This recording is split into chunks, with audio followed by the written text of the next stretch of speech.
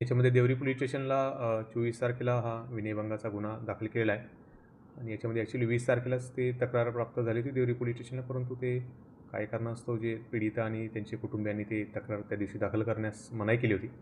परंतु तरी पण आपण 2-3 दिवस थोडा पाठपुरावा करून आणि पीडिता ही पोरचीची आहे, गडचिरोली जिल्ह्यामध्ये. तर तिच्या घरी आपण मग एक महिला आपल्या पोलीस अधिकाऱ्यांना पाठवून त्यांना कन्व्हिन्स करून शेवटी ह्या 24 तारखेला आपण गुन्हा दाखल केलेला आहे.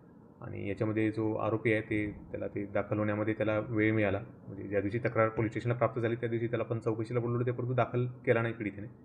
तर हे पुढचे 2-3 दिवस ते वेळ मिळाल्यामुळे तो तिथून देवरीमधून फरार झालेला आहे.